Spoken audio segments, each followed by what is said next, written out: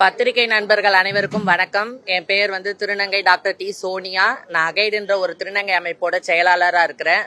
கடந்த பல வருடங்களாக திருநங்கைகளோட கல்வி வேலை வாய்ப்புக்காக நாங்கள் பல போராட்டங்களை முன்னெடுத்து போராடி கொண்டு வந்திருக்கிறோம். இதில் என்னோட சகோதரி கிரேஸ் பானுன்ற திருநங்கை கல்வி வேலைவாய்ப்புக்கு இடஒதுக்கீடு வேணும் 1% சொல்லிட்டு உயர் நீதிமன்றத்தில் வழக்கு தொடர்ந்துருக்கிறாங்க.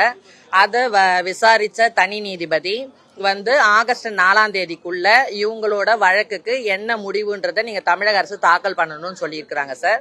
அதாவது கர்நாடக அரசு 1% இடஒதுக்கீடை கொடுத்துருச்சு திருநங்கைகளுக்கு. தமிழகத்துல கண்டிப்பா கொடுக்கணும். ஆனா தமிழக அரசு இதை ஆகஸ்ட் 4 சொல்லணும்னு சொல்லியிருக்காங்க. ஆனா மேல்முறையீடு பண்றதா நாங்க கேள்விப்பட்டோம். அதனால மேல்முறையீடு நீங்க பண்ணக்கூடாது. எங்களோட வாழ்க்கையோட எப்படி சொல்றது வளர்ச்சிக்கு இந்த தாவேக அரசு முழு ஒத்துழைப்பு கொடுத்துட்டு கொண்டுட்டு இருக்குது. அந்த இடஒதுக்கீடை கண்டிப்பா கொடுக்கணும். மேல்முறையீடு வழக்கை ரத்து செய்யணும்னு சொல்லிட்டு 4 அமைச்சர்களை பார்த்திருக்கிறோம். கல்வித்துறை அமைச்சர், சட்டத்துறை அமைச்சர், நீர்வளத்துறை அமைச்சர், அதுக்கப்புறம் ஆதவ அர்ஜுனா சார் 4 பேரையும் பார்த்து நாங்க மனு கொடுக்கறதுக்கு வந்திருக்கிறோம் சார். இதுதான் எங்களுக்கு அதாவது என்ன சொல்லணும்னா, இப்போ 80வது சுதந்திர தின விழாவை நம்ம கொண்டாட போறோம்.